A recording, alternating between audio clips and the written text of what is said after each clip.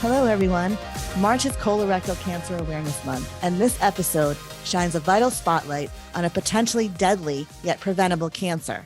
In the United States, colorectal cancer is the third leading cause of cancer-related deaths in both men and women, and it's the second most common cause of cancer deaths when the numbers for men and women are combined. Colorectal cancer is expected to cause nearly 53,000 deaths during 2023. Yet few people know that colorectal cancer can be prevented, not just detected, through colonoscopy. Now, if you, like many people, routine healthcare checkups and screenings like colorectal cancer screening may have been delayed due to the impact of the pandemic or your fears about screening. But we're here to arm you today with the information you need to get back on track and help alleviate any of your fears so you can take action. Today, I'd like to highlight some of the most important Gastro Girl episodes that provide important insight and information from leading gastroenterologists, a genetic counselor, and CRC survivors turned patient advocates. But first, I want to take a few moments to reflect on a recent report from the American Cancer Society. Now, this was really disturbing to me, and I've noticed over the past several years that the incidence of young onset colorectal cancer has been increasing, but this report is really alarming. There's increasing evidence, including this latest report, that suggests that more younger people are dying from colorectal cancer than ever before. Even more proof that this is a serious problem. Now, this new report on cancer facts and trends released by the American Cancer Society found that colorectal cancer is becoming a more advanced disease in younger people. Researchers found that the proportion of people in the United States who were diagnosed with advanced stage colorectal cancer increased, get this, from 52% in the mid-2000s to 60% in 2019. Diagnosis of advanced stage colorectal cancer in people under 55 years old increased from 11% in 1995 to 20% in 2019. This is absolutely alarming. Now, according to the American Cancer Society, an estimated 153,000 people will be diagnosed with advanced stage colorectal cancer this year. And as I mentioned earlier, about 53,000 people will die from the disease. Now, before I jump into our highlighted episodes, I want to put this into context. This American Cancer Society report comes on the heels of other studies, including one that was published last year in the journal Cancer Epidemiology, Biomarkers, and Prevention. The study analyzed 16 years of data from nearly 104,000 patients who developed adenocarcinoma, a type of colorectal cancer that is extremely aggressive. The researchers found that people in their 20s, get this, had a 133% increase in rectal-only distant stage cancer. Now, those in their 30s had a 97% increase, and people in their 40s saw a 48% increase. What is happening, people? Why is this happening? And this is the million-dollar question, right? There's still research that needs to be done as to find out the causes of why this is happening in younger people. Now, part of it could be our screening tests, and things have been improving, and people are getting screened at a younger age. But, I was researching and looking at some articles, and I found this one that was in a Prevention magazine article. This gastroenterologist, Mark Friedman at the Moffitt Cancer Center, he said younger patients may be writing off signs of colorectal cancer until it's more advanced. How many times have we maybe seen blood in our stool, or people, if you see blood in your stool and you ignore it, oh, it's a hemorrhoid, or it'll go away.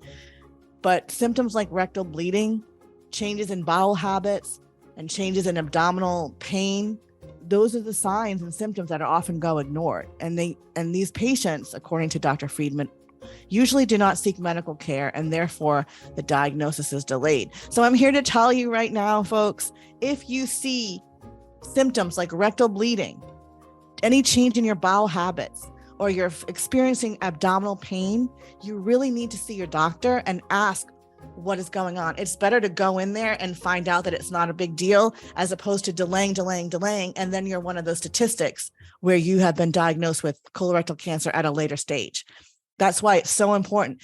This is it is one of the only cancers that can be prevented once it's detected. The American College of Gastroenterology lowered the screening age for colorectal cancer from 50 to 45.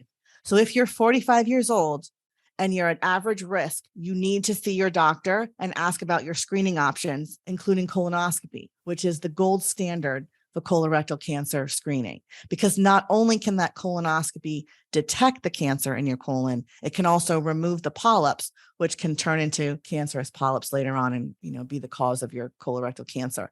So you really need to see your doctor. Now, if you have a family history of colorectal cancer or you have other high risk factors, the screening age for you might be younger and earlier. And we'll get into that in the episodes with our leading experts. They'll explain the screening options, they'll explain the risk factors and what you need to talk to your doctor about. So the biggest question that we often hear is, why are younger people getting diagnosed with colorectal cancer and getting diagnosed at later stages?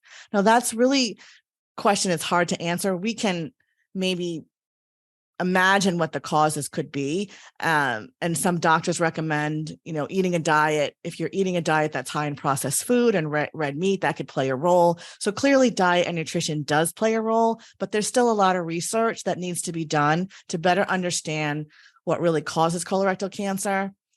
But at the end of the day, this truly is a healthcare crisis with the amounts of younger people and the increase in younger people that are getting diagnosed with colorectal cancer. Now, with that said, I really want to bring your attention to the following Gastro Girl episodes that will give you a really good overview of colorectal cancer, the screening options, and risk factors. So in the first episode I'm going to mention is by one of our favorite guests, Dr. Nandi, who's not only a practicing gastroenterologist in the Philadelphia area, but he's very active in the ACG Patient Care Committee. Now, he gives us a great overview of Colorectal Cancer 101, all your basic frequently asked questions you'll find in this episode. If we detect cancer early, which we do all the time, we can have 90% cure rates, which is unbelievable. You don't think of cancer and cure all the time, right? But no, this is what's so amazing about, not amazing about colorectal cancer, but it's, no one wants to get colorectal cancer, but in the light in this is that it can be cured, if you will. You can prevent it. You can survive it if it's detected early enough. That's right. I have this 3-2-1 thing that I share with patients when I'm trying to convince them to get their colonoscopy. I say that colon cancer is the third most common cause of cancer death. It's the second most commonly diagnosed cancer, but it is the number one most preventable and very treatable cancer. Just because we screen you, we find it, we know how to remove it safely, and you can live a cancer-free life with cure. But if we diagnose you later, the cancer survival rates fall to anywhere from 5 to 15%, depending on what later stage you are. So to your question, what is colon cancer? Well, cancer is cancer. It's a bad thing, right? Nobody likes that word. But cancer of the colon or the rectum is a mass of abnormal cells. Our bodies are made of cells. And if the cells don't function properly or don't replicate or make themselves grow properly, they can grow abnormally. And that cancer becomes a tumor that draws nutrition away from the rest of your body. Signs and symptoms of a mass in the colon are somewhat intuitive. If it gets large enough, it can block your colon from eliminating stool. So a change in your bowel habits. So if you start having lack of a bowel movement or having stool go around that mass so it comes out as diarrhea, some type of change or shift in your bowel habits that can last for more than 4 to 6 or 8 weeks, that should ring a red herring in your mind and talk to your primary care doctor. Other symptoms can be when that tumor outgrows its blood supply, because it's this greedy thing trying to sap up nutrition. It can ulcerate, it can bleed. You won't know it's bleeding. You may see some blood in your stool, but that's not very common. Usually blood in stools, hemorrhoids. If you see blood in your stool and it's persistent and not going away, you should talk to your doctor. Sometimes that tumor is higher up in the colon or lower down in the rectum near the hemorrhoid. So don't just assume. Again, if you see blood that's persistent in your stools, talk to your primary care doctor. The more common sign when it oozes, that blood gets mixed in with your brown stool, and it gets mixed in to the point where you don't notice it. So that chronic low loss of blood can actually lower your blood count over time. A low blood count is known as anemia or a low hemoglobin. When you're very anemic, you can have a whole range of symptoms that may not make you think about a tumor in your colon. These symptoms of anemia are very not specific, but they include feeling really fatigued and tired, right? We need blood to carry oxygen to power our bodies. But when our blood count's very low, we get fatigued easily. We may get short of breath. We may find that going up a flight of stairs or lifting a box or the kids might be a lot harder than it used to be. So also, you can also feel very cold as well. So anemia signs and symptoms might be fatigue, shortness of breath, getting short of breath easily when you exert yourself, or feeling really cold. So we've talked about a couple of the things of colon cancer is a tumor or a mass in the colon or rectum. It can present with signs or symptoms of a change in your stools, the quality or consistency of it, constipation, diarrhea, blood in your stools, or just signs of anemia. But perhaps the most important thing to recognize is that colon cancer usually doesn't present with obvious signs or symptoms till later. That's why prevention is so key and getting screened early is so important. The next set of episodes that I want to bring your attention to is a journey through the colon in 3 parts. For those listening on Apple and Spotify or another podcasting app, check out our YouTube channel to watch video versions of all these episodes. Dr. Mark Perchapin is another amazing guest. He's a world-renowned gastroenterologist, and he has a great personality that makes you feel comfortable talking about what can be an embarrassing topic, what happens during a colonoscopy. In this series, we actually show you. I sit there and watch Dr. Perchapin go through the footage of what happens during a colonoscopy, why the colonoscopy prep and the bowel prep is so important. And you'll see what happens. You'll see him remove a precancerous polyp. It's called a polypectomy, and it snips it out. And that's what turns into cancer. That little polyp can potentially develop into colon cancer. So they've got to be removed. But the only way they can be removed is if they're found and detected early. Now, the transverse colon we're looking at now has a triangular shape to it. It's really interesting. There is no bone or cartilage in the colon. It's all muscle, and the muscle keeps its shape and moves material through. And when it's clean like this, it's really a marvel. You know, Robin Williams used to say, this is your own private Discovery Channel. Yeah. You're so right. Isn't it just remarkable how the natural beauty of these eyes? And if it's a muscle, it has to work. So that's why it's important to have a healthy diet and a good diet to keep the muscle and the motility going. Right. Why the roughage, why the fiber is so important. You could see how the colon needs to really squeeze and push down on the fiber, move things forward. Of course, with the scope, we can control the movement back and forth, up and down. This is the lower part of the colon called the sigmoid colon, literally shaped like a sigmoid curve, like almost like a letter S. And you could see how the colon is kind of squeezing down on the scope and is not quite as wide open and as tubular as the transverse colon was. There's always a little residual fluid in the colon, which we're able to aspirate through the scope. We're inflating the colon with gas. We use carbon dioxide now, so it quickly reabsorbs so patients don't wake up big and bloated. And that's kind of the tour of the colon. So what exactly does the scope look like that you use for a colonoscopy? And how does it exactly work?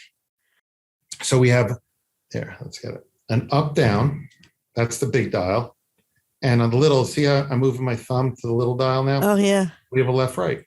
So we have up-down, left-right. So we, with our hand and the up-down, the left-right, we can move this scope in just about any direction. And it's super flexible. Look at this. Oh, yeah. So we can flex it in the stomach. It's amazing. And but that's an older one. What are the newer ones? Are they really exactly the same? The difference is instead of having a lens, there's a video camera that and everything is on a screen. But surprisingly, the scope itself, in terms of the way we move it, it's exactly the same from the origins of the scope. There's also, the buttons aren't on here, but there are 2 buttons. You have holes here where the buttons go. This is the air and the water, meaning water that I could put over the tip to make it stay clean. And this is a suction button, and the suction goes through that little hole. Oh, and cool. It works up, down, left, right, air, that's awesome. Water, suction. That's it. Very simple. Wow. And a lot of years of training. Yeah, you forgot about that part. Don't try this at home, boys and girls. And our next episode is another important episode. It's with genetic counselor Heather Hampel, who's also world-renowned, and famous patient advocate Dave Dubin, who is a Lynch syndrome patient and colorectal cancer survivor 3 times now. They're going to really explain the family history link between colon cancer. You'll understand what Lynch syndrome is and the importance of getting screened. You'll really like this episode. It's very enlightening and engaging. Around 15% of colon cancers are hereditary. And once you find that one person with a hereditary cancer syndrome, it's going to be in half their brothers and sisters, half their sons and daughters. They will have inherited it from mom or dad, which means we've got aunts, uncles, and cousins at risk. And so from that one person that you identify with a hereditary cancer syndrome, there may be a dozen other family members who we can try and keep from getting cancer in the first place. So we want to all of our gastroenterologist practices to have the same access to cancer genetics that people do at the major academic center. Why is it so important for patients to find out what's going on? So, for example, the most common inherited cancer syndrome for colon cancer is Lynch syndrome. And that's where I do a lot of my research. So 1 out of every 279 individuals has Lynch syndrome, which is almost 2 million people in the US today. That's a lot. We estimate 95% of them are not aware of their diagnosis. But if they knew their diagnosis, they actually need colonoscopies every 1 to 2 years, starting at age 20 to 25. So starting at 40 and going every 5 years, like you typically do when someone's got a first-degree relative with colon cancer, totally wrong for these patients. Not enough, not young enough, not early enough. So we want to help both the practices make sure that they're screening their patients at the right frequency based on their risk level, and these patients keep from getting cancer by getting screened at the right intervals. And so I always tell people the best cancer is the one you never get. And that's what I get to do in cancer genetics, try and prevent them in the first place. I love your job. It's fun.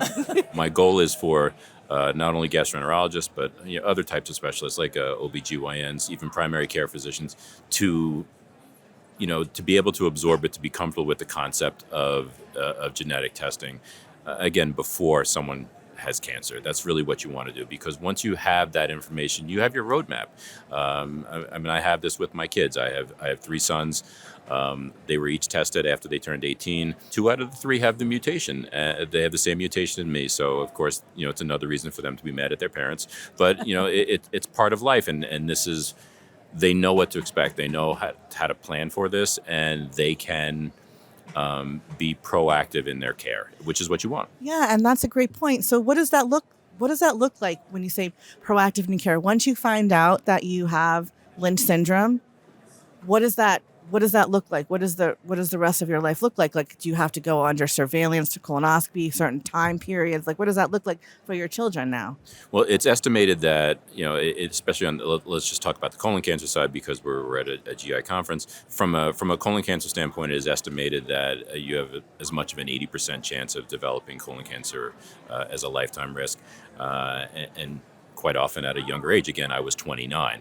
I'm not saying, it doesn't mean it's going to be younger each generation, and also doesn't mean you're guaranteed to get colon cancer. I want to be clear on that. No, it's just a very high prevalence. So will my kids start getting their colonoscopies at 18? They are. Will they get screened every year? If their mother has something to say about it, yes, they will. Just like me. That's how it works. You're pretty much at your GI doctor, or in our case, the same GI doctor. He's been treating our entire family, including my brother. I joke that we're recurring revenue, which we are. But this is pretty much the surveillance for the rest of our lives. Later this week, we're going to talk with Dr. Carol Burke of the Cleveland Clinic. She's going to give us the lowdown on the colon prep, walk us through our options and how we can talk to our doctor to figure out which colon prep is best for us. And then I'm super excited to talk with Dr. Benjamin Levy of the University of Chicago, who is going to give us more insight on colorectal cancer and tell us all about the Tune It Up concert that he's organizing with all these celebrity musicians to raise awareness of colorectal cancer that they're doing in collaboration with the American College of Gastroenterology. Now, this is a virtual concert and you all can attend at no cost. It's March 30th at 8 p.m. Eastern Time, and the link is gi.org /concert. So I really look forward to bringing more awareness to colorectal cancer.